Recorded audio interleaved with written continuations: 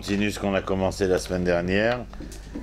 On a vu la période des juges afin de nous permettre de rencontrer le personnage de Iftar. Et c'est ce personnage-là que nous allons commencer à décortiquer comme d'habitude, c'est-à-dire à le mettre en lieu et place où nous allons pouvoir analyser de quoi il est question. Toda Rabba. Toda Rabba. Skula mitzvot. Et donc chapitre 11, c'est ce qu'on va étudier. Vous regardez deux versets auparavant. C'est ceux qui vont terminer ce que nous avons commencé la semaine dernière. Vayitzaku bnei Ammon, vayachanu begilad, vayasfu bnei Israël, vayachanu bemitzpa. Donc l'armée de Ammon est en branle-bas de combat pour attaquer Israël. Les enfants d'Israël se mobilisent, bien entendu. Vayomroam saregilad ish el reu. Et donc, puisque les Ammonites vont attaquer Israël à partir de la Transjordanie, c'est-à-dire du territoire de Gilad, il y a ici une responsabilité qui concerne les chefs d'Israël. Vayomru ha'am sarei Gilad ish el reu mi ha'ish asher yachel leilachem bibnei Ammon yeh lerosh tekol yoshvei Gilad. Quel est l'homme qui va être élu afin de prendre la tête de l'armée d'Israël, de combattre et de nous apporter, bien entendu, la victoire? Il y a une promesse de victoire à la fin de ce deuxième verset.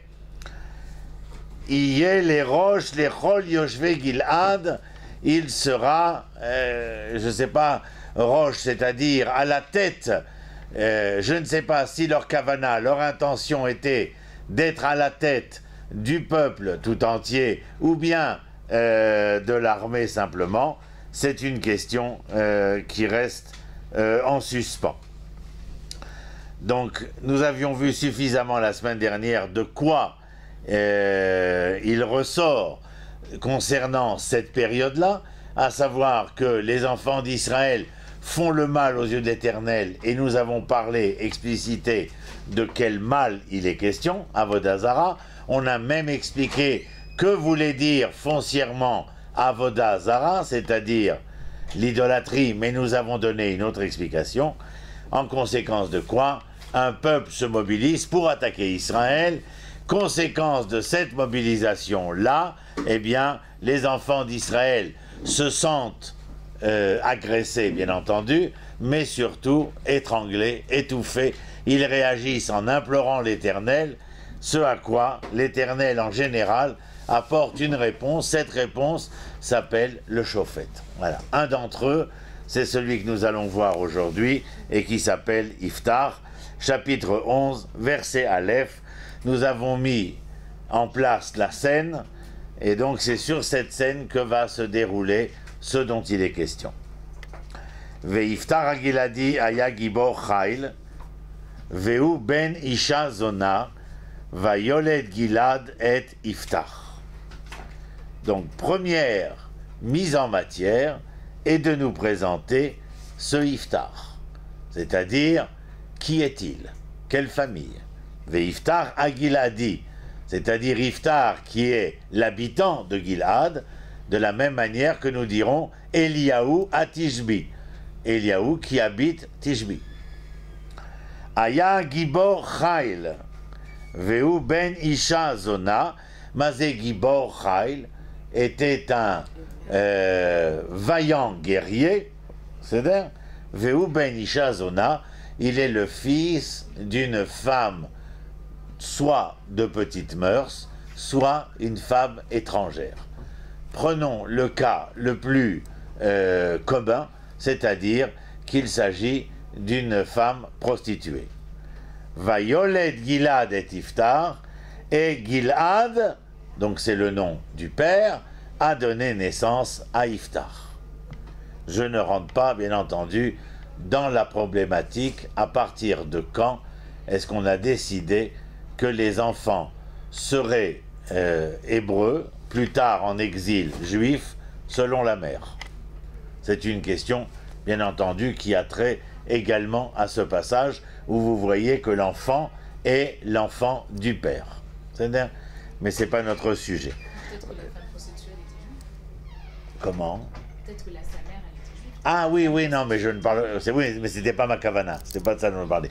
Je dis simplement que, mais je ne veux pas rentrer dans le détail, il est plus que probable que l'enfant ait de l'identité du père, et au départ, de l'identité du père et non pas de la mère, et que pour des raisons exiliques, il s'avérera qu'il y a une nécessité dans le mélange diasporique de faire passer cela par la mère. Est-ce que vous expliqué que l'appartenance à la tribu, elle passait par le père, au niveau de la nation, mais en revanche, le fait d'être juif, la judaïté passait par la mère, c'est ça? C'est, encore une fois, c'est un débat. C'est pas, je ne veux pas rentrer là-dedans. Donc ensuite, au verset bête, va teled eshet gilad lo banim vaigdelu bene aisha vaigarshu et iftar vayomru lo tinchal bebeit avinu. Alors, va teled eshet gilad, c'est donc que c'est la femme de Gilad. C'est la différence avec Shehu Iftar ben Isha Zona Vayolet Gilad et Iftar. Iftar est le fils de Gilad, mais il est le fils de cette femme aussi qui n'est pas légitime. Puisque ensuite il est écrit Vateled Eshet Gilad, c'est-à-dire que la femme de Gilad a donné naissance à. Quelle est cette femme? La femme légitime. Mais c'est d'ailleurs, il a fait mort.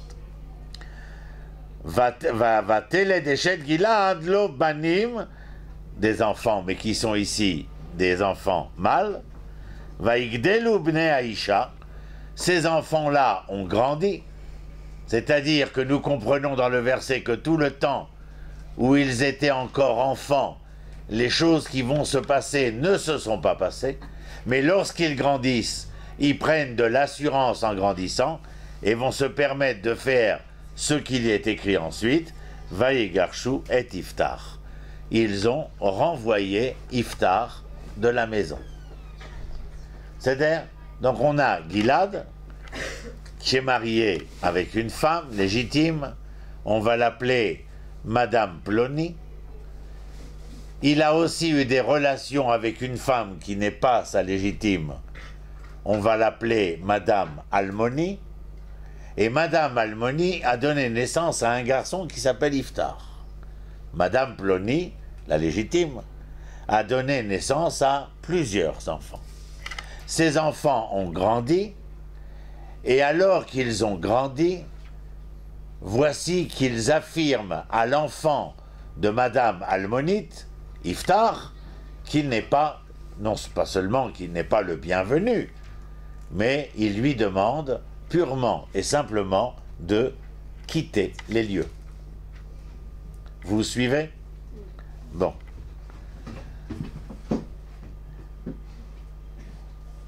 Vaïgarshu et Iftar, donc ils l'ont renvoyé. En français, ils l'ont congédié.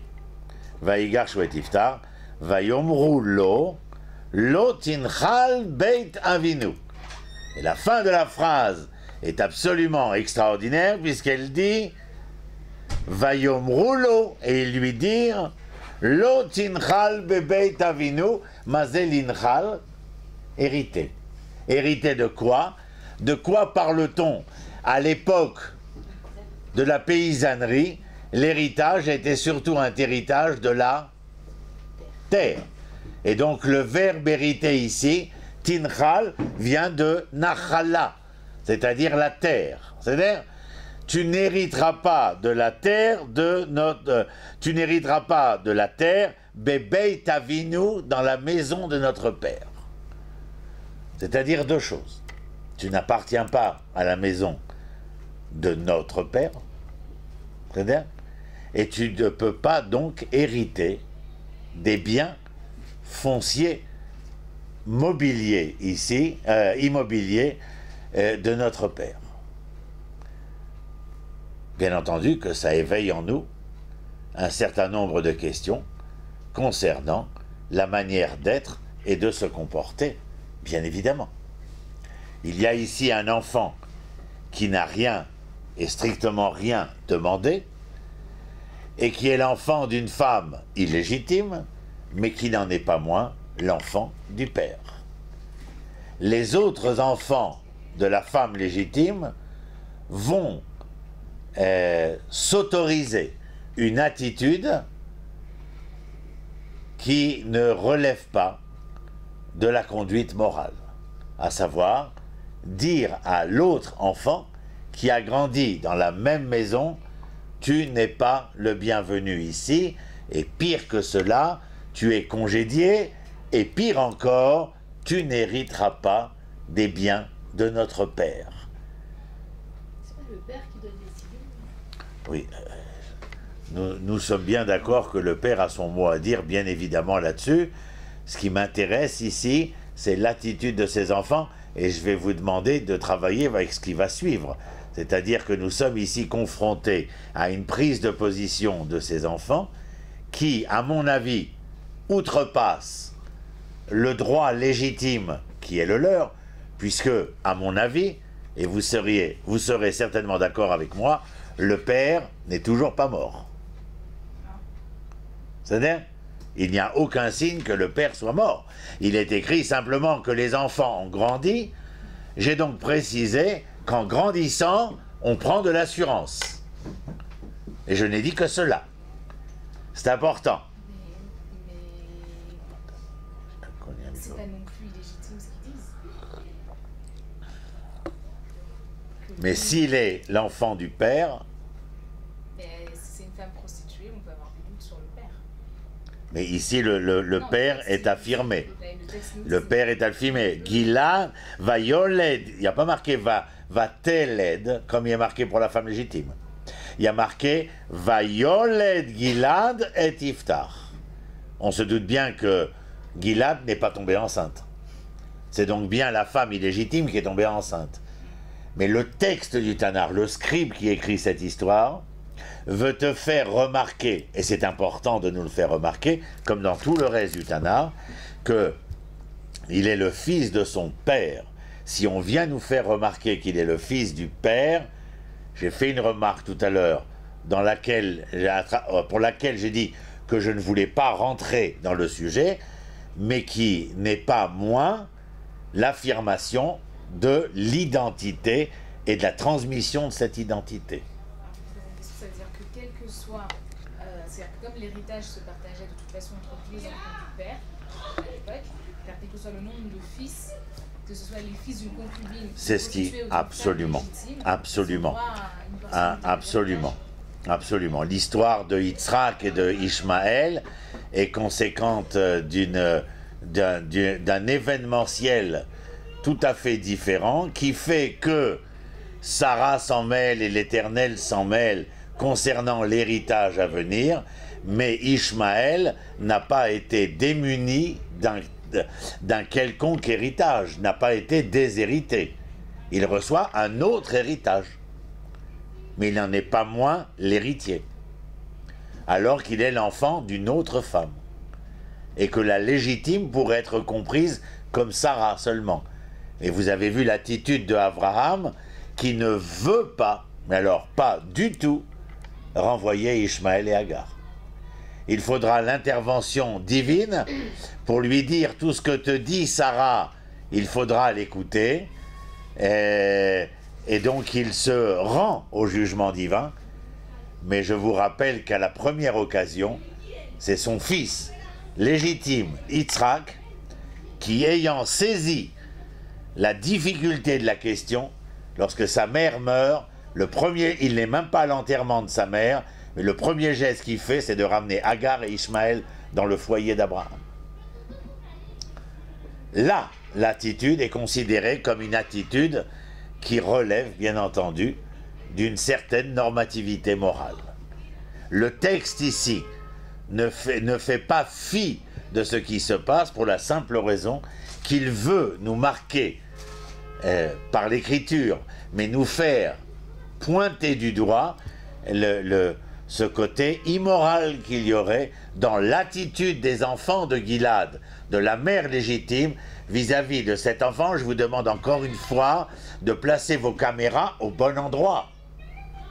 Et vos projecteurs doivent éclairer la situation que je parle. Je parle des enfants qui ont grandi, comme cet enfant grandit, et le regard de ces enfants vis-à-vis de cet enfant qui n'a jamais demandé à venir au monde. Sa mère, elle est où à ce moment-là? Sa mère, elle n'habite pas dans le foyer du père, apparemment. Il habite dans le foyer du père. Lui grandit au foyer du père, apparemment. Et le père reconnaît le fils, mais pas la mère. Aurait reconnaît son fils. Oui, oui, ça, il a reconnu son fils, puisque le texte précise Vayolet Gilad et Iftach. Donc c'est noir sur blanc. Ici, il n'y a pas de blanc à chercher, en dehors du fait qu'il est le fils d'une relation illégitime. Mais alors c'est normal, ça veut dire c'est un peu honteux, Mais il grandit avec eux. Ce serait pas la première Ah, fois c'est la avec mère de les la fils de Yaakov déjà qu'il y a un problème avec des femmes légitimes. Alors là, ça paraît encore plus criant. Alors, qu'il y a un... ce que je veux vous faire pointer du doigt ici, c'est justement le fait que nous précisons, le texte précise, que l'enfant grandit dans la maison de Gilad. Je le sais parce que le père reconnaît l'enfant, mais je le sais aussi en a posteriori parce que les autres enfants demandent à cet enfant de partir. C'est donc que l'enfant se trouverait à l'intérieur. C'est-à-dire, maintenant, je pointe du doigt votre appréciation éthique concernant la situation en question. Je ne vois pas, et je ne suis pas d'accord avec vous, si vous pensez que parce qu'il est le fils du père, mais qu'il n'est pas le fils de la femme légitime, vis-à-vis du père par qui passe le patriarcat, il serait moins héritier que les autres.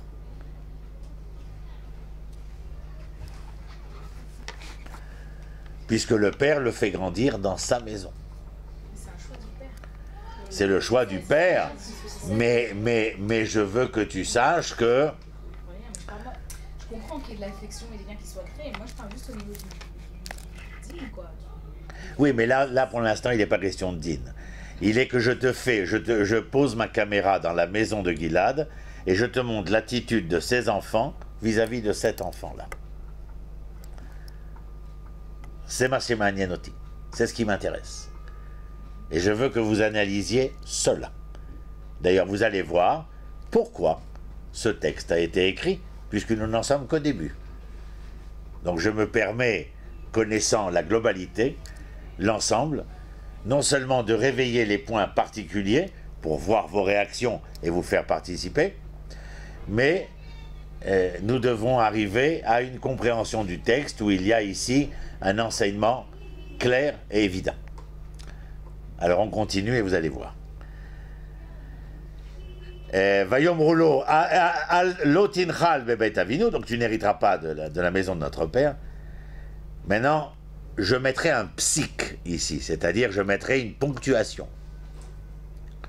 Et je continue, parce que la phrase n'est pas terminée. Ki ben isha acheret. Vous n'avez pas de tanar là-bas? Non, ce que je viens de voir, mais bon, c'est pas grave. J'ai demandé à ce qu'il y ait des tanars pour tout le monde. Hein. C'est pas grave, vous écoutez, c'est notre... Oui, mais il y a aussi, je veux dire, de voir le texte important aussi. Ki ben isha acheret ata, car tu es le fils d'une autre femme. C'est-à-dire, je ne sais pas ce que vous en pensez, mais en imaginant le dialogue, est-ce qu'on révèle à l'enfant, si jamais il ne le savait pas, de cette manière-là? Donc je vous demande, en tant que fine psychologue, d'analyser la situation. Et si jamais il le savait, quel est l'intérêt de lui rappeler? Mais regardez pourquoi le chapitre 11 commence par tout cela. C'est parce qu'il y a une suite. Ce que nous venons de lire dans ces deux versets n'est que l'introduction. C'est donc que le scribe, écrivant cela, veut faire entendre une leçon qui, dans sa préface, est introductive à un développement qui nous intéresse particulièrement. Regardez lequel. Verset Guimel. Conséquence d'une telle attitude.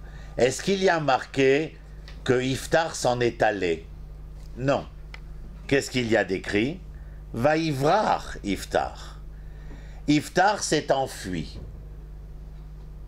Mes chers, je ne pourrais vous dire simplement que si ce jeune homme s'est enfui, c'est que les propos qui ont été émis n'ont pas été de lui dire « Frère illégitime, après réunion du Haut Conseil familial, nous te congédions. Voudrais-tu, par cela, prendre la porte en la laissant elle-même, mais simplement l'ouvrir pour sortir ?» Non. Je vous rappelle qu'avec Roni, vous rentrez dans la thématique, dans la didactique, dans la pédagogie du texte. Il est question ici d'être dans une véritable salle d'opération où nous essayons de comprendre ce qui se passe.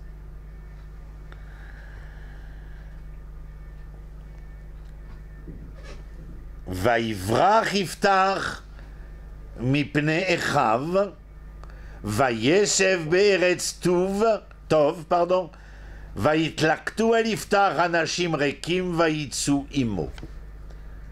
Ce verset est en lui-même porteur d'une densité dialectique et d'une tension énorme. Vaïvrach Iftar, j'ai dit ce que j'avais à dire à l'instant. Il s'est enfui parce que le propos fut violent et acerbe. Je répète que les propos des frères furent violents et acerbes. Sinon, il ne peut y avoir de fuite. On s'enfuit d'un état vécu qui est plus que difficile, qui à la limite remet en cause la survie. Vaïvrach Iftar. Et je vous demande de faire attention à ce qui est écrit juste après. Vaïvrach Iftar mipne. Ah oui, vous avez raison, mipne. À cause de. Oui, vous avez raison. Mais il faut le lire autrement. Du devant de qui? Echav. Dites-moi ce que moi je veux vous dire maintenant. Il s'est sauvé du devant de la face de ses frères. Je veux que vous me disiez pourquoi cette phrase était, ce début de phrase est inscrit ainsi. La fuite, mipne, ce n'est pas seulement à cause, parce que. J'ai dit de la face, oui, mais je vais encore plus loin.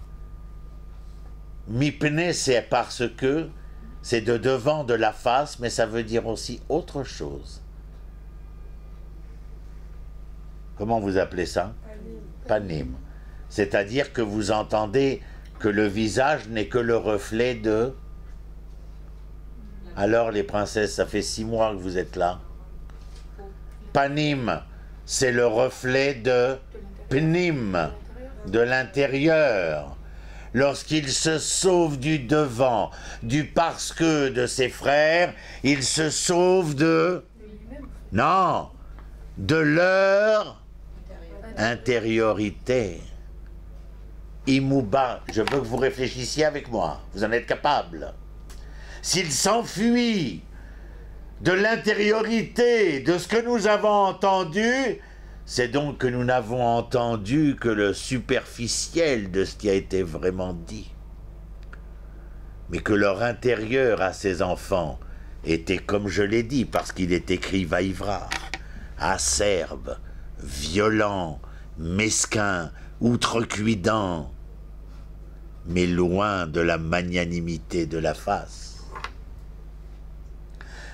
Les frères en question, ce sont comme dans les pièces de Molière, ceux qui seraient réunis face au gentilhomme qui, lui, que faire, n'est que le fils de la concubine, Alors que les légitimes, ça vous fait pas penser à un conte que vous connaissez? Elle y perdra sa chaussure à minuit.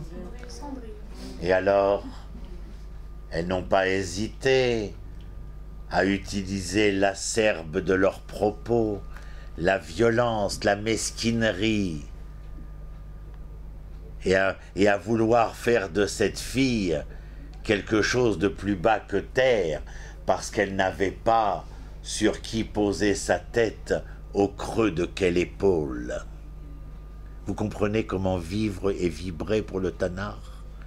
C'est pas la première fois, je sais, mais vous voyez que ça ne cesse jamais. Jamais. C'est quelque chose de récurrent. Mipnecha vayeshev be'eretz tov.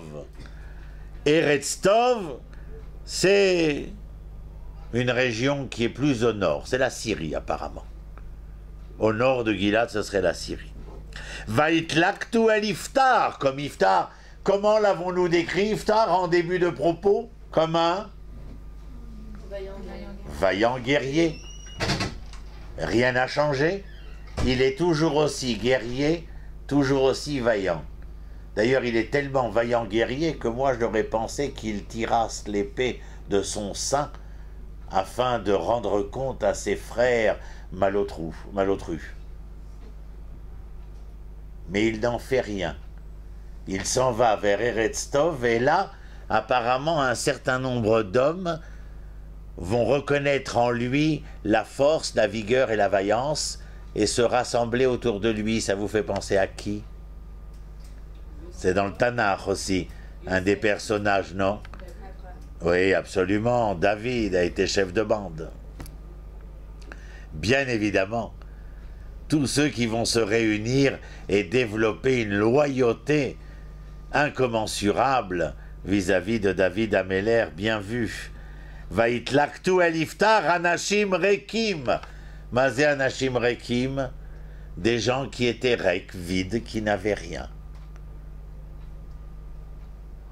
On pourrait dire des malandrins, des brigands, toutes sortes de gens qui, en trouvant un chef, se donnaient une raison d'être. Anashim rekim, vaitsu imo, et ils sont sortis, ils s'en sont allés avec lui. Certainement, on va les appeler des mercenaires. Mais c'est d'ailleurs, on les appelle des mercenaires. Verset 4. Vaï miyamim, vaïlachamu bne Amon im Israël. Oh, à cette époque-là, où Iftar s'est enfui, a été vers Eretz Tov, et s'est retrouvé chef d'une bande de mercenaires, et bien pendant ce temps-là, Vayehi, vous vous rappelez Vayehi, ce que c'est? Hein? Ça ne présage rien de bon. En ce temps-là, Vaïlachamu bne Amon im Israël. Les Ammonites guerroyaient contre Israël. Ça va bien pour qui? Ça va mal pour qui? Vayehi. Pour Israël, ça va mal. Pour les Ammonites, ça va bien. Sinon, le texte aurait commencé par Veaya. Mais vous n'êtes pas avec moi aujourd'hui. Hein? Je vous trouve un peu en vacances du neurone. Et je suis gentil. C'est les moustaches. Oui. Mais pourquoi, qu'est-ce qu'il y a eu aujourd'hui? Il y a un spectacle quelconque qui s'est fait? Rappelez-vous que Purim, c'est le jour où il faut enlever votre masque et vous révéler à vous-même, mais ne pas rajouter de quoi vous cacher de vous-même. Vaïm yamim, et je suis entièrement sérieux dans ce que je dis. Il y a suffisamment de gens qui veulent jouer le rôle d'un autre. Vaïm yamim, vaïlachamu bne Amon im Israël. Verset He, vaï ka'asher nilchamu bne Amon. On est toujours dans la même texture. Et lorsque les Bnei Ammon se battaient contre Israël avec Israël, Vaïlchou, pendant le temps de la bataille, où ça ne va pas si bien pour Israël, le texte nous dit Vaï ka'asher nilchamu bnei Ammon im Israël, Vaïlchou zikne Gilad, les anciens de Gilad s'en sont allés vers où? La kachat et Iftar mi Eretz Tov. C'est marrant quand même que ça s'appelle Eretz Tov. Je ne rentre pas là-dedans, c'est hors sujet. C'est-à-dire, ils ont été les anciens, Zikné, Gilad, les anciens de Gilad ont été vers Eretz Tov pour aller chercher Iftar. Pour quelle raison? Parce qu'il est vaillant. Ah, très bien, il est vaillant. Vous n'avez rien à me dire quand je dis cette phrase? Il n'y a rien qui vous interpelle, qui vous choque, qui vous... Anciens à ses frères. Dans les... Non, non, je pense pas à ça, non. Les anciens, on vient vous dire que ça va mal pour Israël. C'est le moment où les anciens se mettent en marche pour aller chercher un guerrier. Vous vous rappelez le verset avant, le dernier verset du chapitre 10, où les soldats d'Israël disent mais qui va prendre la tête de notre armée? Qui va devenir... Celui qui prendra la tête de notre armée, il pourra même prendre la tête de notre tribu, c'est-à-dire être un chef militaire, mais aussi un chef politique. C'était le dernier verset, avant le chapitre 11. Et ici, nous sommes mis en présence des anciens de Gilad qui sont partis, comment dire, qui sont partis chercher un Iftar afin de combattre cette bataille qui a l'air totalement perdue. Alors vous n'avez rien à dire, les anciens sont allés à la rencontre de Iftar. Vous imaginez le reste, bien entendu. Avant que je lise le verset Vav. C'est lui qui va être le premier. Non, il n'y a rien. Ben, on va y venir. Alors, non, je pensais peut-être qu'on va continuer, puis on va développer le sujet. Verset Vav. Vav. Vayomru le Iftar. Et donc, les anciens dirent à Iftar, Lecha ve'aïta lanu le katsin. Va dans le sens de viens et tu seras pour nous l'officier, le chef de guerre, Venil Chema bibne Ammon, et nous combattrons contre les Ammonites. Je repose ma question. J'ai rajouté un verset qui vient étoffer l'affaire. Ce mouvement des anciens d'Israël. Vas-y. Non, genre pour leur intérêt, là ils l'appellent, mais ils l'ont bien renvoyé quand c'était. Enfin, quand il s'agit de sauver le peuple, ils le rappellent, mais sinon. Tu touches exactement à la problématique. Essayez de développer ce que notre ami vient de dire justement et à bon escient. On utilise que. Non, on utilise que. Il n'y a pas quelque chose qui vous choque ici? Bah non, parce qu'ils sont lâches depuis le départ. Donc, Ils sont? lâches depuis le départ. Ah, c'est bien ce que tu rajoutes. Ton prénom en pomme, c'est Rana. Rana, oui. Rana, est-ce qu'elle dit Rana? Tu as rajouté à Rana. Ils sont lâches. Bah, alors expliquez-moi, qu'est-ce que Rana et Hila sont en train de nous dire? Bah, que ça continue, ils continuent dans leur mauvais plan. Mais qui? Là, on parle des anciens d'Israël. Pourquoi tu dis ils sont lâches? Quel rapport les anciens d'Israël avec ce que nous avons raconté depuis le verset Aleph? Ou alors tu sais quelque chose que tu ne nous dis pas? Si? Non, je viens de réaliser. Tu sais quelque chose que tu ne nous dis pas. Peut-être les frères qui ont Ils les ont pas défendus, mais ils n'ont pas défendu par les anciens. Ah, allez, Kadima. Ah, on les a mis tous dans le même sac en fait. Non, je pense à développer entre le mot que tu as dit là, je comprends, entre ce que dit Hana hein? Ilana, Nahon, c'est Ilana. Et Ilana. Alors, où on va? Delphine, Rebecca, allez. Et toi, voilà. Les anciens, ils n'ont pas défendu quand ses frères l'ont chassé. Oui, comme son père. Oui. Son père l'a pas défendu, personne. Son père l'a pas défendu. Autre chose, plus loin encore. Allez plus loin. Tu as dit ils sont lâches, tu as mis au pluriel. Qui a été lâche? Les anciens ont été lâches. Ça veut dire, qu'est-ce que vous attendiez des anciens? Qui quoi? J'entends pas. Ils empêchent les frères de le chasser. Qu'ils empêchent les frères de le congédier? Et pourquoi se mêlerait-il? Bah, si c'est une injustice sur ce que vous dites. Ah, moi je ne dis pas, je pose la question ici. On laisse pas faire. Il n'y a pas que moi d'ailleurs qui vais poser la question. Alors, Delphine, oui, il a quoi? Non, enfin moi c'est le père, alors il n'aurait pas dû laisser. Le père n'aurait pas dû laisser faire, mais ceux qui sont responsables de la justice et de la justice morale, ce sont les anciens. Ils vont chercher Iftar, comme a dit Hana, parce qu'ils ont besoin de Iftar, mais il y a une chose que vous devriez relever. Ils savent où est Iftar. Comment se fait-il? Parce que comme il est vaillant, on a dû entendre parler. Donc s'ils ont entendu parler de ça, si loin, nous sommes à même de comprendre que ce qui était si près a dû être d'autant plus entendu. C'est pour ça que j'accepte le mot lâche, et c'est pour ça que j'accepte la réflexion de Hana. Vous avez tapé juste là où il fallait. D'ailleurs, maintenant, le texte va me donner raison. Verset Zayn.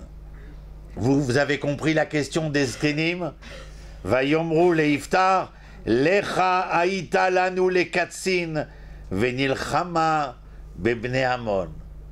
Iftar, toi, un vaillant guerrier, tu vas quand même pas laisser ta famille, je parle de la tribu, dans une situation précaire. Au lieu de te battre, Be'eretz Tov, et de défendre la veuve et l'orphelin comme Robin des Bois ou Thierry Lafronde, il serait temps que tu reviennes au bercail et que tu puisses sauver les tiens. Vous suivez? Regardez maintenant Zaïn. Vayomru le Iftar le Vayomer Iftar les Zikne Gilad. 2 points. Ouvrez les guillemets.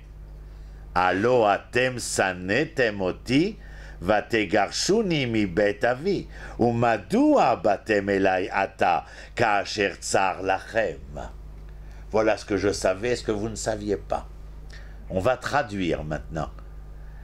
Et Iftar leur répondit. Vous me suivez? Iftar les Zikne Gilad. Allo atem sanetem oti. Mais ne m'avez-vous pas haï? Qui a dit la même phrase dans le Tanakh?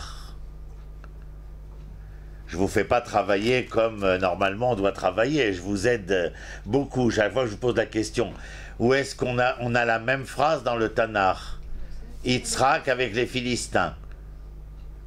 Lorsqu'ils l'ont renvoyé, Nahon, et alors qu'ils l'ont renvoyé, qu'il essaye de creuser les puits de son père, voici que Avimelech et Pichol, le général de l'armée philistine, se rendent auprès de Yitzhak, et Yitzhak leur dit « Pourquoi êtes-vous donc venus, vous qui m'avez chassé parce que vous me haïssiez ?»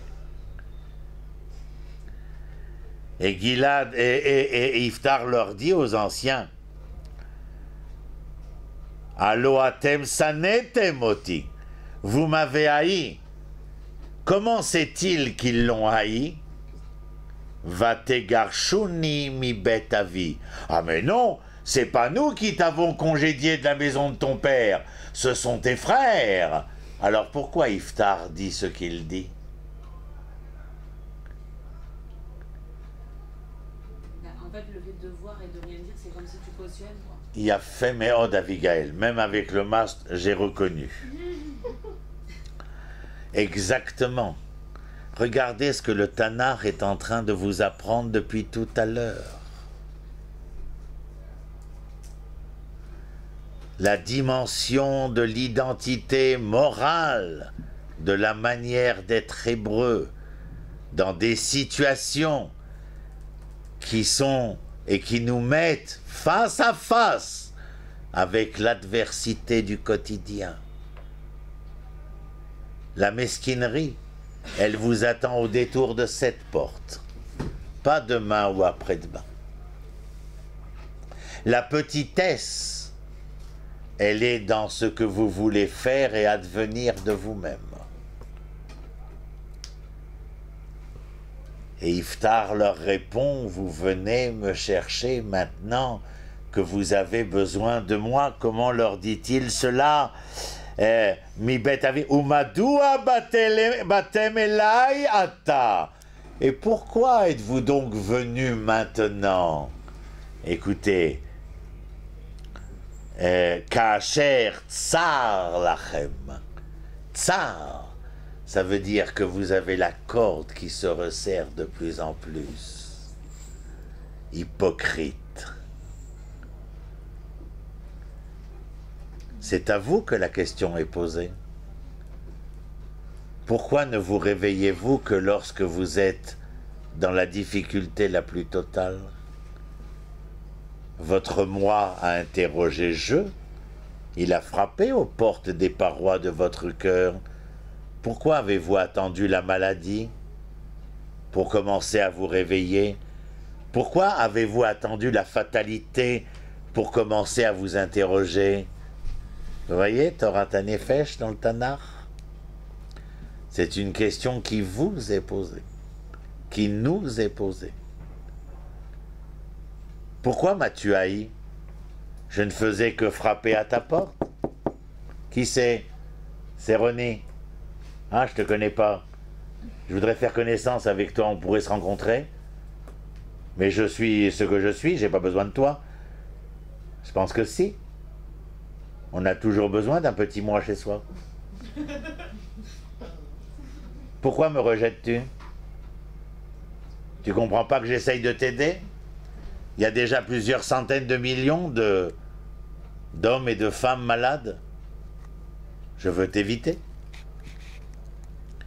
La souffrance, la douleur. Parce que tu sais que si tu ne me reçois pas, tu resteras comme ça partagé entre ce que tu crois être et ce qui est vraiment. Tu souffriras, c'est dommage. Alors ne me congédie pas. Même si je ne suis pas exactement celui que tu voudrais.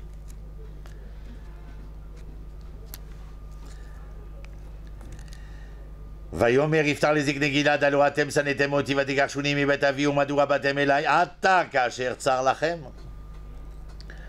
Verset chet, vayomru zikne gilad el iftar. Lachen ata shavnu elecha. Lachen, c'est la raison pour laquelle nous sommes venus à cet instant. Ah, mais il n'y a pas marqué nous sommes venus. Quel est le verbe qui est écrit? Shavnu elecha. Nous sommes revenus vers toi. Exactement. Vous vous rappelez, c'est la semaine dernière, j'ai dû vous le dire, ou il n'y a pas longtemps.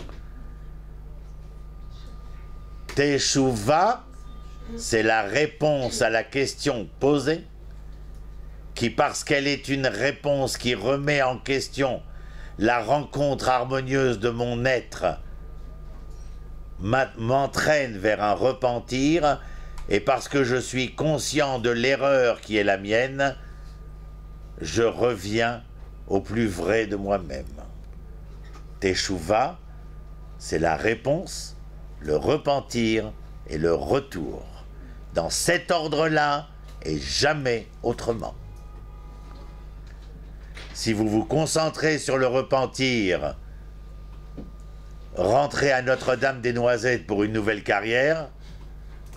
Si vous vous contentez des réponses sans action, alors vous resterez partagé. Et si vous vous contentez d'un retour par intérêt sans savoir les questions existentielles et essentielles, vous aurez toutes les chances d'échouer un jour ou l'autre, car la matière est fluctuante et elle n'est pas longiligne. C'est dans cet ordre-là que ça fonctionne, pas dans un autre ordre, et pas l'un sans l'autre. Mais certains ont décidé de faire carrière à Notre-Dame-des-Noisettes. C'est un choix. Et quoi, après repentir, vous avez une réponse? La réponse, qui est toujours celle d'une question, je m'interroge sur moi-même. Pourquoi ça ne va pas aujourd'hui? Pourquoi j'ai mal? C'est au niveau individuel. La même question au niveau collectif. J'ai déjà dit que tout ce qui se retrouvait dans la particule se retrouvait dans l'ensemble, parce que l'ensemble était l'ensemble des particules, mais dans chaque particule, il y avait tout ou partie de l'ensemble. Que les choses soient claires. Microcosme et macrocosme. Et nous analysons cela parce que nous ne sommes pas religieux. Nous sommes des hommes et des femmes de Torah.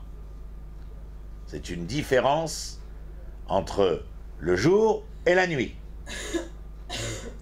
Que les choses soient claires. Parce que je suis un homme de Torah, je suis capable de comprendre la guerre qui se déroule maintenant. Je suis capable de comprendre que j'ai besoin d'un chef vaillant. Vous vous rappelez Moshe? Abraham, David? Parce que je suis un homme de Torah, je suis capable de comprendre toute la complexité des adversités de l'existence auxquelles je suis confronté.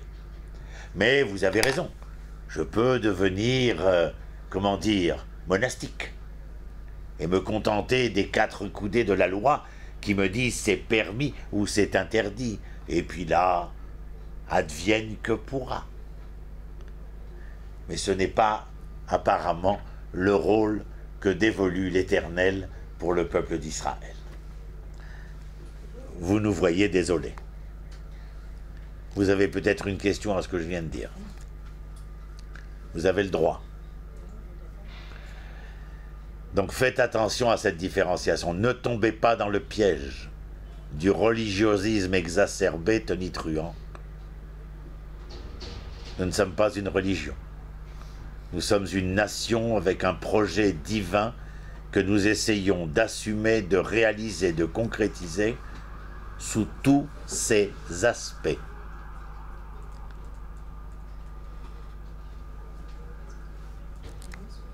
La femme n'est pas pécheresse, l'économie n'est pas pécheresse, le social, le politique, l'armée, qui que ce soit, fait tout ou partie de la réalité du projet divin concernant le devenir d'Israël, car Israël reste, par échec de l'humanité, le vecteur de la rédemption de toute l'humanité et son espérance. Je reviens à mes moutons. Vayomru ziknei Gilad el Iftar lachen ata shavnu elecha. Nous sommes revenus à toi. Nous sommes revenus, tu as raison de ce que tu nous as dit précédemment, parce que le verbe shavnu est après ce qu'a dit Iftar. Tu as raison, Iftar. On n'a pas été à la hauteur du tout. Nous ne sommes pas venus te chercher. Nous sommes revenus à toi. C'est complètement différent.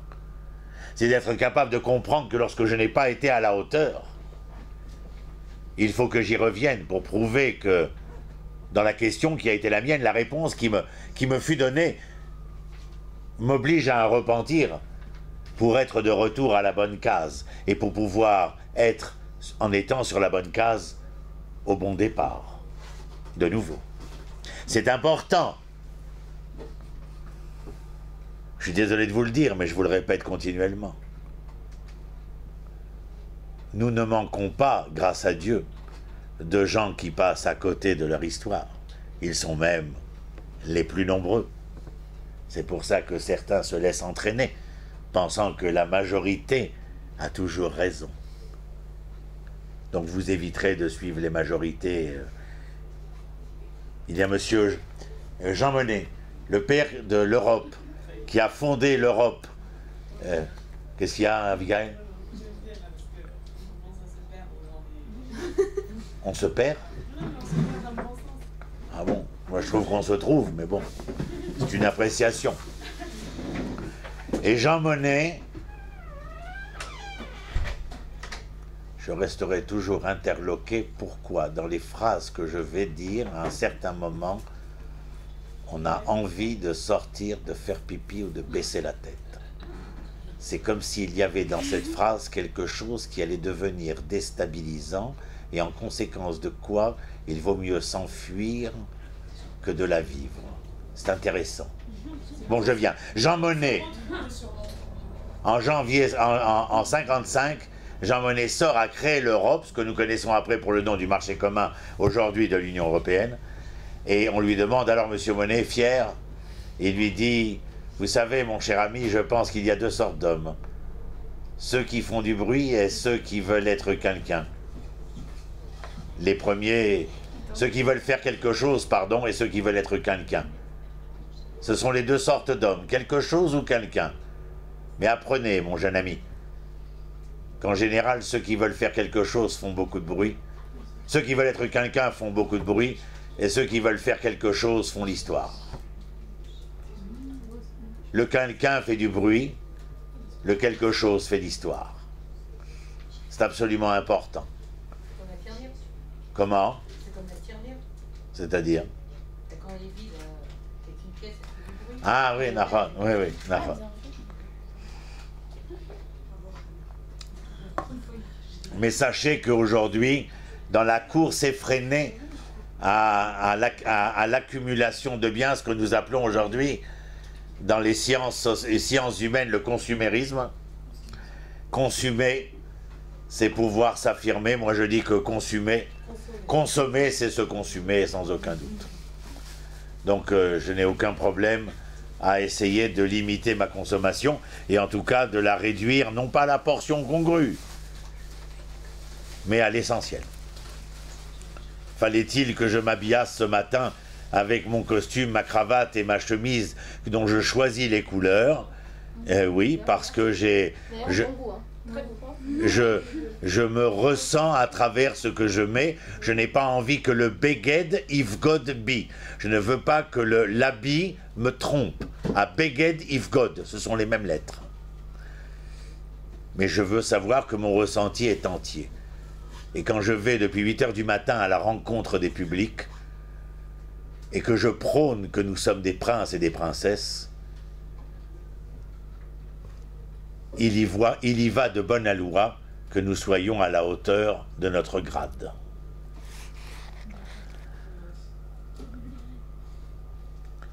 Le port altier, c'est pas simplement pour les mannequins. Le port altier, ce sont pour ceux qui se considèrent en tout cas comme la noblesse de l'humain et qui essayent par leur éthique, par leur morale, par cette identité adaptée à faire valoir qu'ils sont véritablement l'homme de la situation. À ce moment-là, c'est la noblesse qui se révèle. Mais vous connaissez les folies de Ronit, donc il n'y a rien d'étonnant à ce que je vous dis. Je continue. Les passions d'un Hébreu, absolument ma chère, en espérant vous voir rejoindre la troupe très prochainement sur nos ondes. Vayom Rozik Negilad Aliftar, on l'a lu, tête. Ah non, pardon, on n'a pas fini. Vayom Rozik Negilad Aliftar, la reine attache Shavnu Elecha, Ve'alarta Imanu, et nous sommes revenus à toi, et c'est la raison pour laquelle il faut que tu viennes, Venil Khamta Bibne Amon, et que tu combattes les Bne Amon, Ve'aïtalanu les roches, et que tu prennes la tête de notre armée, les Kol Yoshve Gilad, de tous les habitants de Gilad. Tu vois, nous ne sommes pas ce que tu penses. Nous revenons à toi, en revenant vers toi, nous faisons acte de contrition. Faire acte de contrition, c'est dire je me suis trompé. Non, la contrition, ça veut dire que nous faisons... c'est ça. C'est-à-dire, c'est la contrition. Khatati, pashati, raviti. C'est-à-dire, j'ai pas été la bonne personne à la bonne place au bon moment. Je suis désolé, je m'en excuse, je suis contrit. Mais aussi d'une autre manière, de t'avoir aimé comme un fou à jamais. Je peux être contrit parce qu'en fin de compte, tu ne m'as pas compris. Du coup, c'est-à-dire que là, la situation est complètement inversée. Ils l'ont chassé parce que, entre guillemets, ça leur faisait honte que ce soit le fils d'une prostituée. Donc, dis-le fort, que tout le monde entende. je dis que la situation là, elle est complètement inversée. C'est donc. Alors donne maintenant toi ton diagnostic au vu et su des symptômes qui sont les symptômes textuels. Donne-moi un diagnostic des frères. La jalousie. La jalousie. Dès le départ, ils sont jaloux. Parce que ça commence qu'il est un vaillant guerrier, donc ça veut dire que le sont pas. Certainement. Il y a quelque chose qui sent très mauvais ici, c'est le moins qu'on puisse dire. Et les frères, ils sont...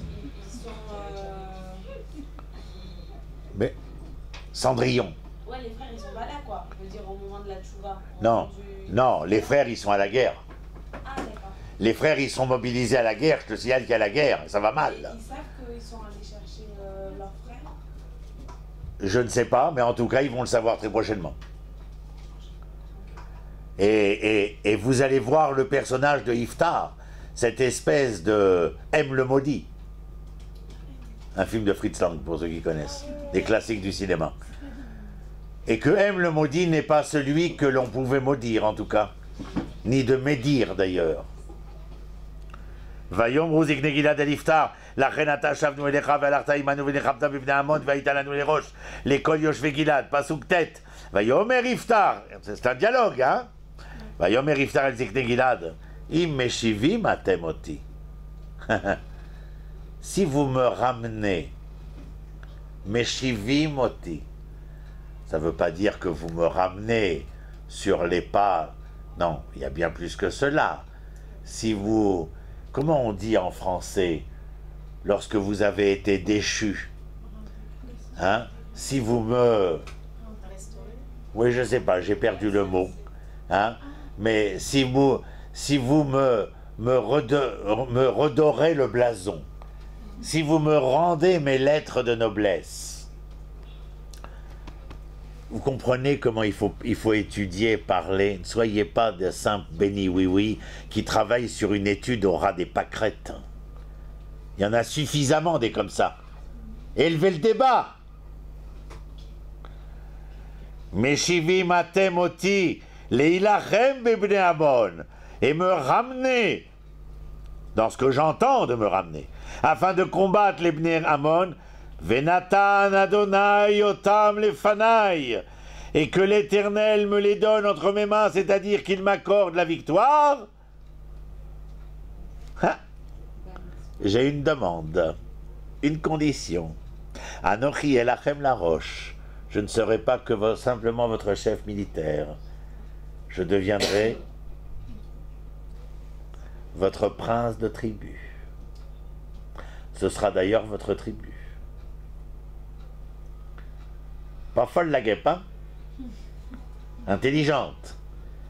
Mais vous sentez déjà que le bonhomme, il ne faut pas lui chanter Ramona longtemps. Il comprend très bien les vicissitudes de la politique et de la géopolitique. C'est un homme qui sait naviguer, parce que s'il était, soi-disant, celui qu'on aurait voulu bien nous faire entendre, les Skenim venus par respect pour leur âge, il n'aurait pas sorti l'épée de son bras, mais il aurait pu les rabrouer sans autre forme de verbiage. Ce n'est pas le cas. Il parle, il engage le dialogue, mais vous n'avez pas tellement été à la hauteur lorsqu'on m'a renvoyé. Hop, il les met face à leurs responsabilités. Et ainsi de suite, jusqu'à cet épisode-là. Quelle heure est-il? 3 heures, c'est bien. Vayomer Iftar Zik Negilad Meshivim atem oti leilachem bibnei Ammon venatan Adonai otam lefanai anochi elachem les roches. Verset Yud. Hop, ils répondent. Vayomru Zik Negilad el Iftar. Adonai yeh shomea benotenu imlo kidvarecha ken naaseh. En fin de compte, les anciens lui répondent: l'Éternel est notre témoin, que nous ferons ainsi que tu l'as dit. Nahon, kedvarecha ken naaseh. Et ou sinon la phrase est de dire que l'Éternel soit notre témoin, que si jamais nous ne faisons pas ce que nous venons de te promettre, alors qu'il donne son jugement nous concernant. C'est-à-dire, vous suivez? Donc il y a là, de la part des anciens d'Israël, un contrat moral qui se fait. C'est passionnant, Pachout, c'est passionnant. Bien sûr que je vous choisis les passages du Tanakh, mais ils sont l'un autant que l'autre passionnants. C'est véritablement du pur délire. Passionnel. Verset Yudalev. Vailer Iftar im Zikne Gilad. Et donc, Iftar a condescendu à la demande des anciens. Vayasimu ha'amoto alehem les roches ou les katsines. Regardez, les anciens ramènent Iftar. Hein? On imagine que les anciens ont rapporté ce qui s'est passé. Et le peuple, vous entendez? Le peuple d'une seule voix. Donc qui à l'intérieur du peuple? Sa famille, bien entendu, mais plus précisément les frères. Les frères, le peuple élit Iftar non seulement comme chef militaire, mais comme chef politique. C'est un retournement de situation comme dans les plus belles pièces de Molière. Extraordinaire. Mais qu'est-ce que nous avons appris depuis que nous avons commencé à lire la première lettre? Sur la grandeur des pauvres et sur la petitesse des riches. Sur la grandeur des malheureux et sur la petitesse des biens heureux.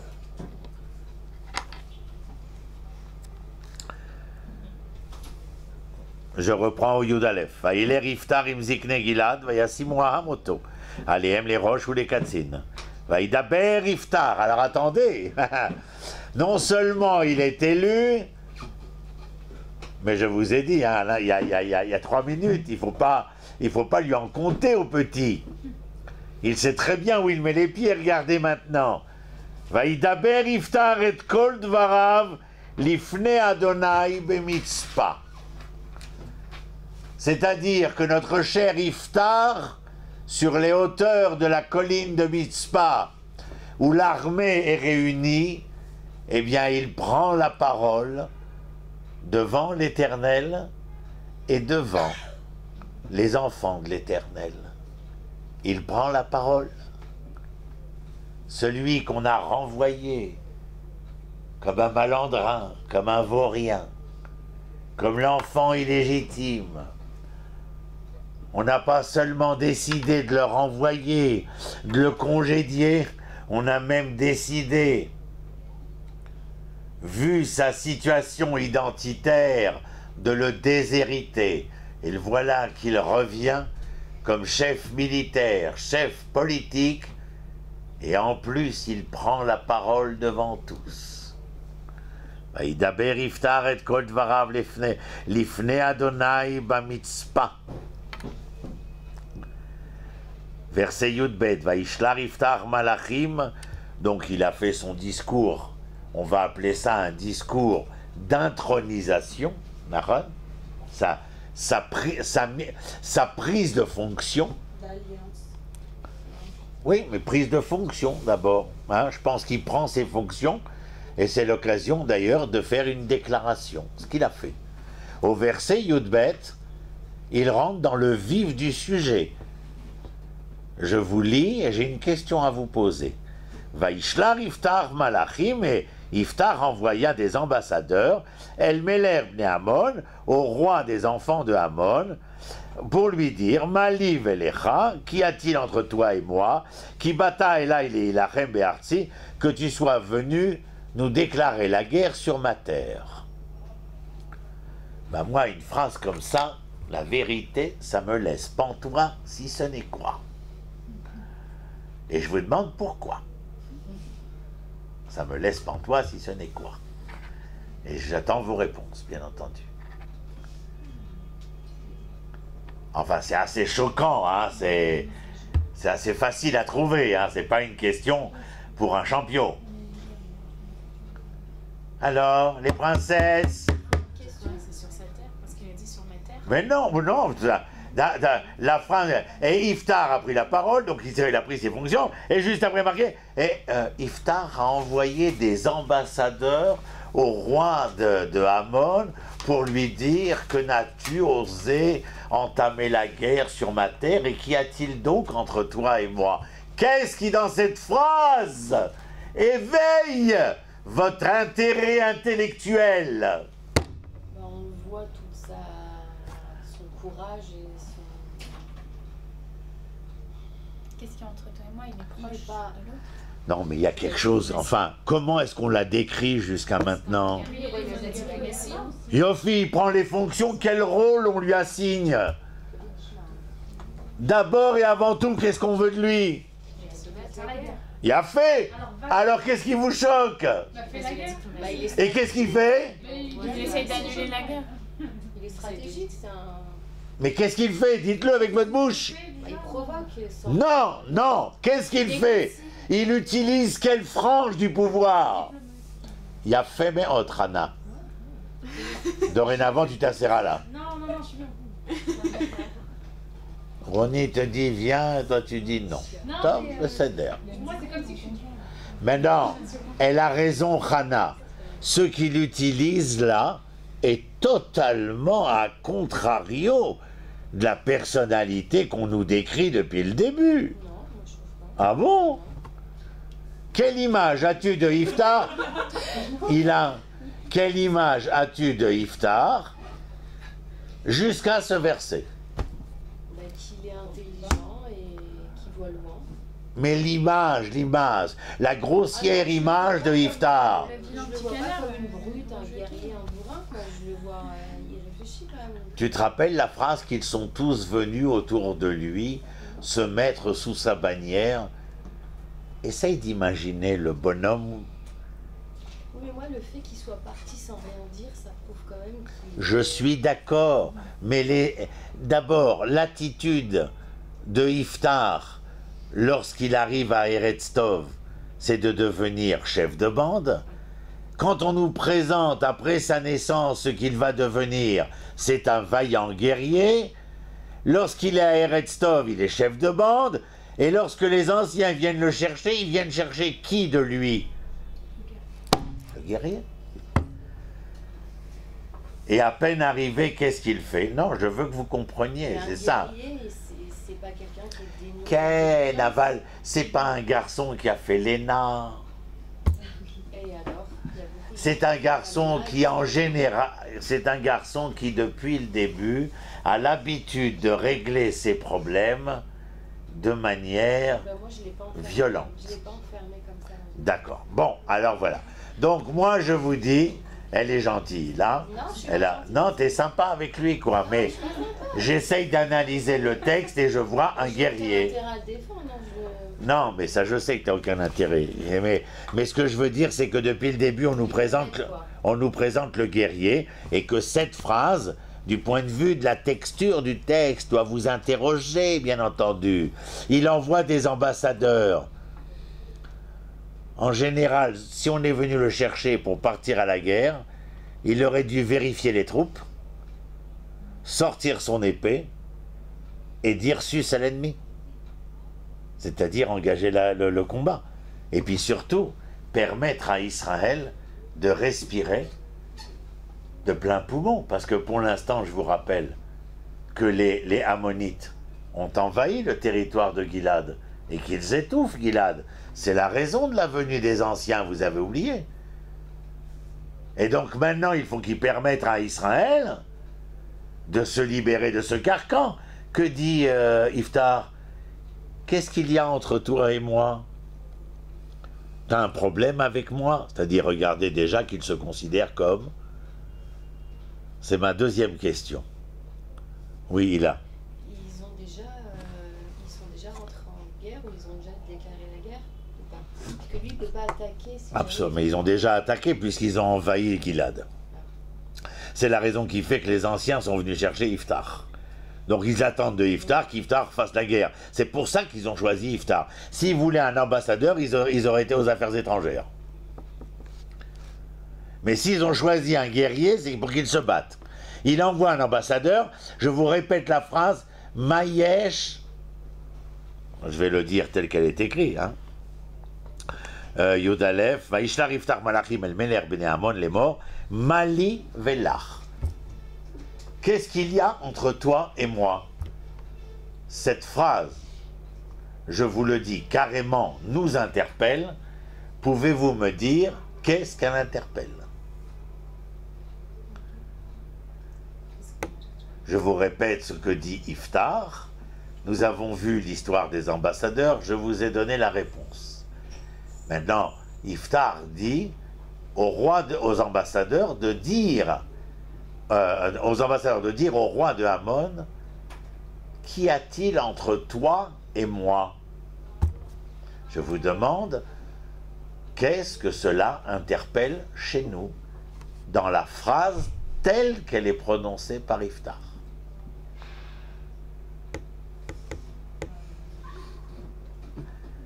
Non, vous ne voyez pas personne? C'est quand même assez intéressant. Liv et Lars sont des pronoms de Aniv et Ata. Nachon, ce sont donc des pronoms de quoi? Pronoms singuliers. Il y a fait. Est-ce que Iftar veut interroger le roi de Ammon sur un problème qu'il y aurait entre lui et le roi, ou bien veut-il dire autre chose? Il y a fait méhod. Donc qu'est-ce que ça interpelle chez toi? Pour Monsieur Iftar, ça t'interpelle quelque chose d'énorme. Il y a fait méhod. Il s'estime comme étant le garant de son peuple maintenant et qu'il est porteur de la lourde charge de la responsabilité collective. Comme Louis le XIVe du nom ne parlait qu'à la première personne du pluriel parce qu'il était le roi, de la même manière, ici, dans cette première personne du singulier, Iftar fait valoir l'homme qui était le maudit, est en train de parler au nom de la tribu d'Israël, c'est-à-dire qui prend son rôle au sérieux. Mali Velar, qui bata Elai, vous entendez? Car tu es venu vers moi, Elai. Depuis quand? Le roi de Ammon, lorsqu'il a décidé de faire la guerre, est venu attaquer Iftar.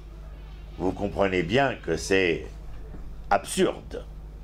C'est donc que cette conjugaison à la première personne du singulier n'est que l'expression de la responsabilité collective que ressent Iftar.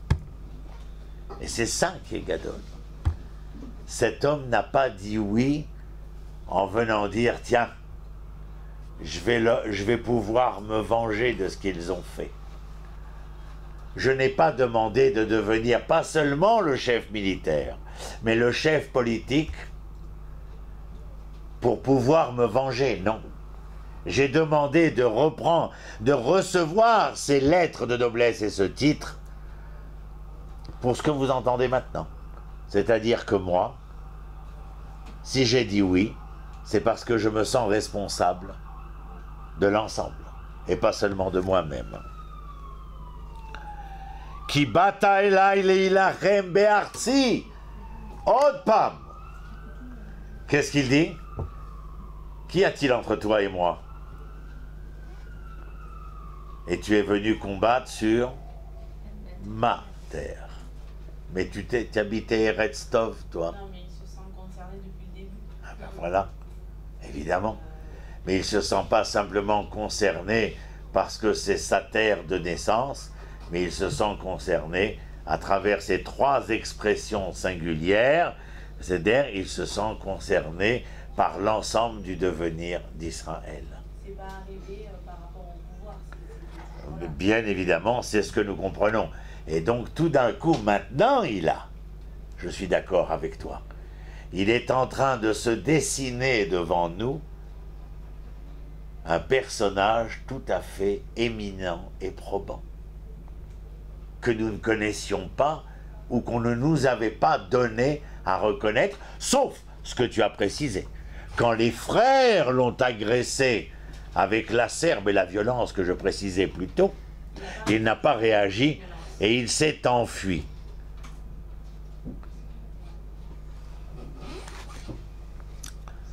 verset Yud Gimel. Vayomer Meler Bnei Amon el Malaché Iftar. Et il dit aux ambassadeurs, le roi de Amon, Kilakar Israël est arti be'alotom Mitzraïm, et Israël m'a pris ma terre. Vous allez voir combien c'est intéressant.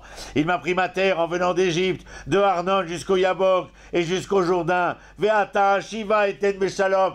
Rendez-moi les territoires et moi je vous donne la paix. Mais c'est faux. Mais bien sûr que c'est faux. Non, enfin, mais c'est faux même là. Là, ben, dans l'histoire, bien entendu que c'était faux. On ne va pas rentrer dans l'histoire parce qu'on n'a pas le temps. Mais sachez que nous avons conquis un peuple qui avait conquis ces territoires et qu'en faisant la conquête de ce peuple, nous avons hérité de ces territoires. Mais il n'y avait personne qui... Et les Ammonites, alors que ce peuple dominait ce territoire, ils n'ont jamais revendiqué ce territoire. C'est maintenant que nous, ensemble, les propriétaires, qu'on revendique le territoire. C'est trop fort. Trop fort. Trop fort. C'est incroyable. Vous avez l'impression d'être au JT de 20 heures.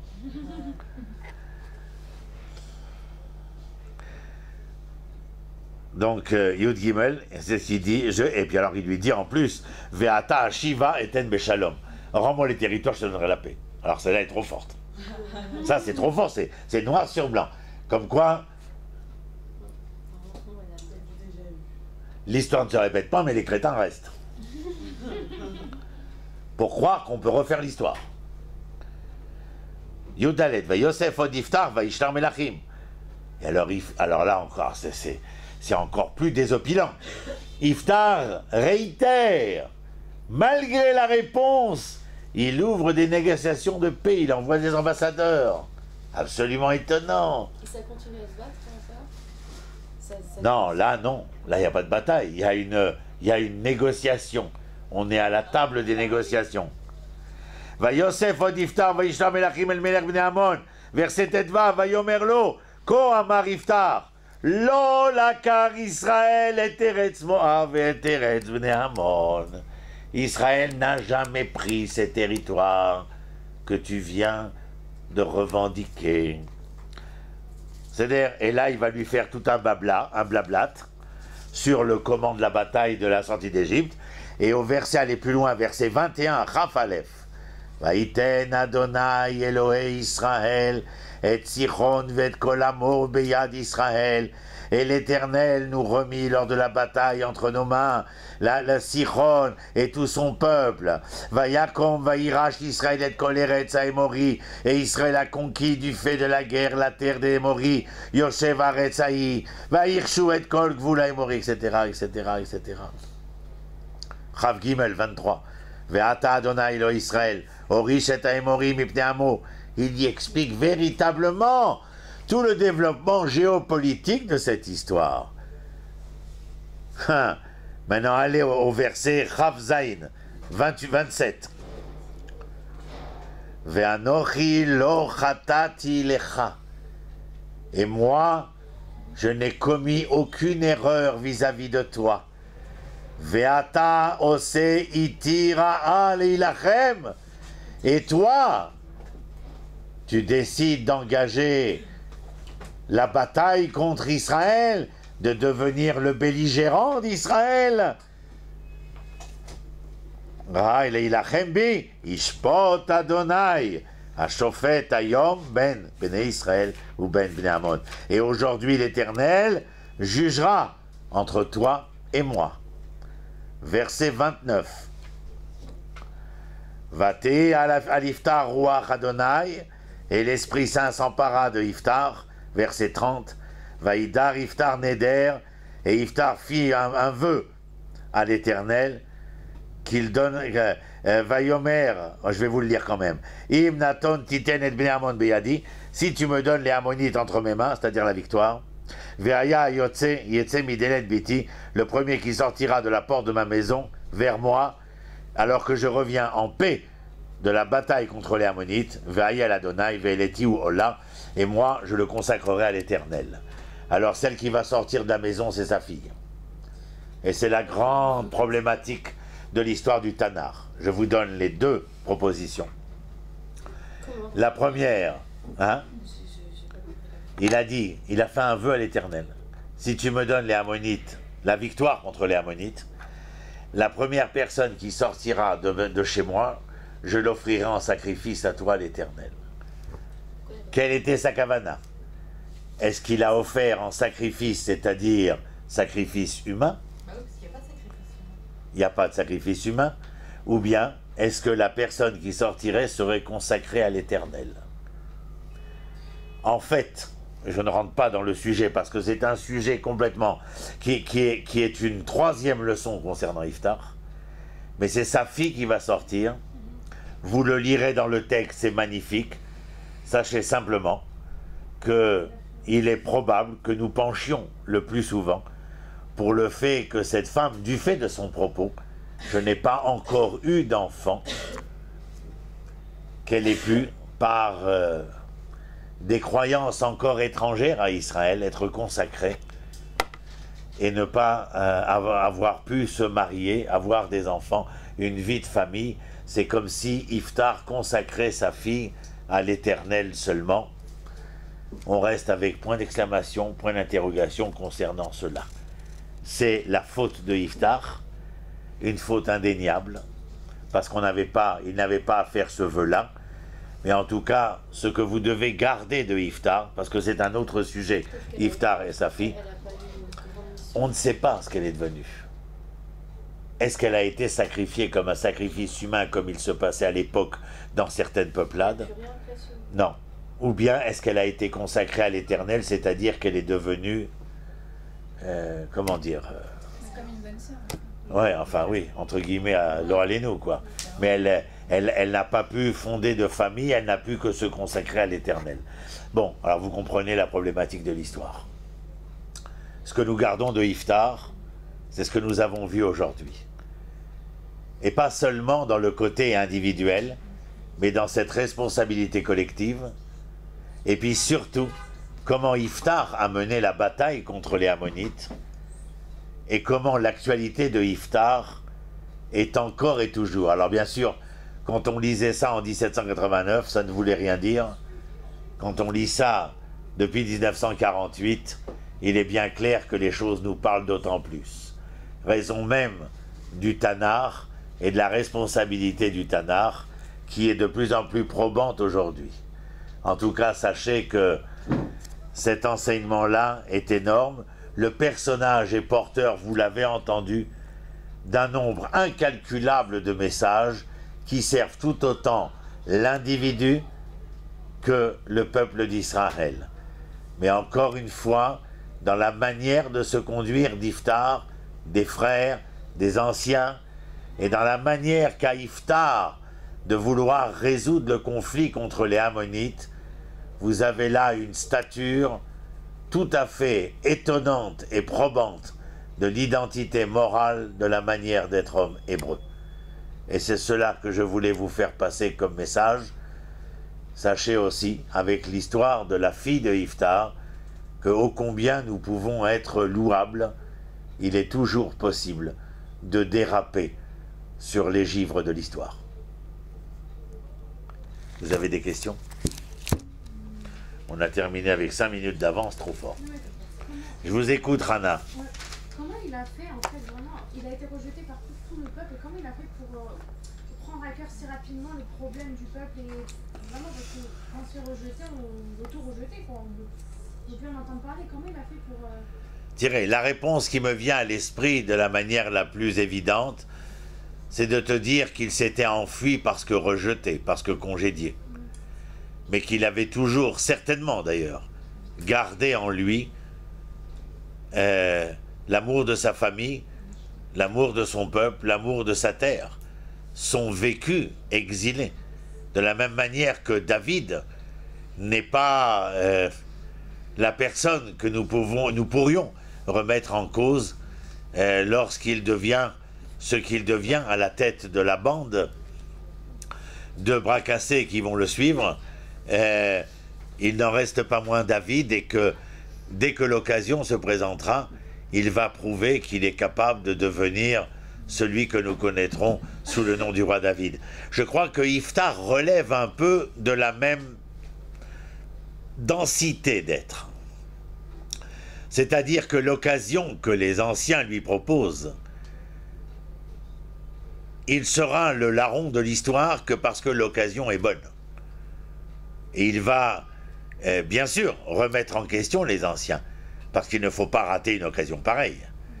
Mais il ne ratera pas non plus l'occasion que lui proposent les anciens, celle de pouvoir rentrer au pays, et de ne pas rentrer au pays comme un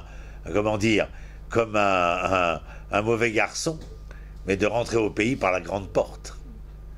Et je crois que son histoire est une leçon extraordinaire pour l'histoire d'Israël, parce qu'il y a quand même des relents de ce que fut Israël, de ce que deviendra Israël, dans sa collectivité, dans sa théorie de l'ensemble.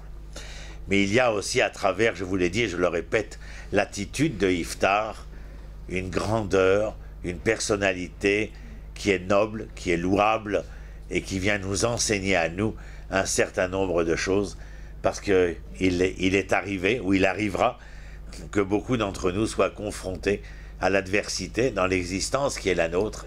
Et Iftar vient d'une certaine manière nous donner une leçon de grandeur, et que cette leçon-là puisse nous servir non seulement au niveau individuel, mais aussi par la suite au niveau collectif. Et je crois que là, le personnage de Iftar réussit à marquer les esprits. C'est la raison pour laquelle il se trouve dans le Tanakh, alors que d'autres ne s'y trouvent pas, en dehors de ce dérapage que nous avons signalé. Ken? Non, il est très juste aussi. Oui, il est juste. Il garde quelque chose de passionnant. Ces justes sont étonnants parce qu'on nous les présente que dans leur aspect personnel, moral, responsable de cette collectivité d'Israël. Et il faut qu'à travers le texte, comme j'ai essayé de le faire avec vous, essayer d'être présent aussi dans leur sensibilité. Parce que nous ne pouvons pas passer à côté de ce que ces hommes furent, pas seulement pour la description textuelle, mais aussi ce qui s'entend à travers cette description-là. Parce qu'il a grandi dans la justice. Qu'anirait que le fait que le père l'ait gardé auprès de lui a joué un rôle, parce que l'attitude du père aurait pu être qu'en tant que fils de, je ne sais pas trop comment on dit ça, il ait pu le reléguer au grenier de l'histoire. Il l'a gardé, il l'a fait grandir. Iftar est déjà un vaillant guerrier lorsqu'il s'enfuit. Et je crois que les leçons du père, je vous l'ai déjà dit, mais je vous le rappelle, l'école ne fera qu'enseigner. C'est à la maison que tout s'éduque, et c'est de la maison que nous devenons. Voilà.